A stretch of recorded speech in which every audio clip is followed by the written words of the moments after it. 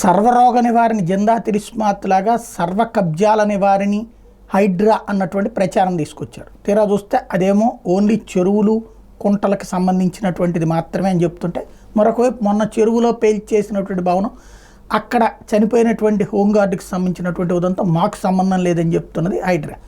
మరి హైడ్రాకి సంబంధం లేకుండా అది ఎవరు చేశారు అంటే, ఇప్పుడు హైడ్రా పక్కన యాక్టివిటీ ఉండగా అది ఇంకొకరు చేశారంటే ఏంటనేది అర్థం కాని పని. అట్లాగే వృద్ధురాలు ఆత్మహత్య, ఆమెకి సంబంధించి ఎఫ్టీఎల్లో కానీ బఫర్ జోన్లో కానీ ఏమి లేదని చెప్పి ఆ తర్వాత వాళ్ళ కుమార్తెలకి బఫర్ జోన్లో ఇళ్ళు ఉన్నాయన్నటువంటి టోటల్గా హైడ్రా వివాదాస్పదం అవుతున్నటువంటి వేళ కాంగ్రెస్ నేతలు భుజాన వేసుకోవడం మానేశారు. ఒక్క రేవంత్ రెడ్డి మాత్రమే కాపు కాయాల్సిన పరిస్థితి వచ్చింది. కాంగ్రెస్ నేతలతో బలవంతంగా స్టేట్మెంట్లు ఇప్పిస్తున్న అంటీ ముట్టని ప్రకటనలు చివరికి ఒక అడుగు ముందుకేసి తెగించి మాట్లాడేసాడు జగ్గారెడ్డి.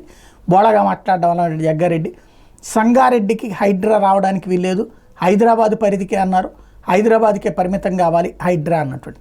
ఓవరాల్గా హైడ్రాతో లాభం ఎంత ఉందో తెలియదు కానీ ప్రభుత్వానికి నెగిటివ్ మాత్రం భారీగా పెరుగుతుంది. మొదట్లో మంచి పాజిటివ్ అయింది, క్రమంగా అది నెగిటివ్ అవుతున్నటువంటి దశలో. ఎందుకంటే మధ్యతరగతి ఇళ్ళు అసలైనటువంటి సమస్య చెరువులు లోపల కబ్జాలకు సంబంధించి దుర్గం చెరువు లాంటిది వదిలేయడం, అలాగే హైటెక్ సిటీ లాంటి చోట్ల ఉన్నటువంటి వాటిని పక్కన పెట్టేసి లేదా వేరే వేరే పెద్దవాళ్ళ ఏరియాలను పక్కన పెట్టేసి కేవలం మధ్యతరగతి లేదా టీఆర్ఎస్ బీఆర్ఎస్ నాయకులకు ఉన్నటువంటి ఏరియాల్లోని విల్లాలు ఇళ్ళు మాత్రమే కూలుస్తున్నారు.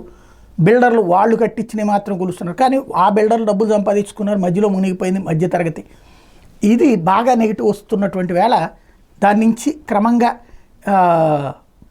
ప్రతిపక్షాలన్నీ ఏకమవుతున్నారు. విమర్శలు ఊపందుకుంటున్నటువంటి నేపథ్యంలో సొంత పార్టీలోనే దాని మీద వస్తున్నటువంటి వెర్షనే డిఫరెంట్ అన్నమాట.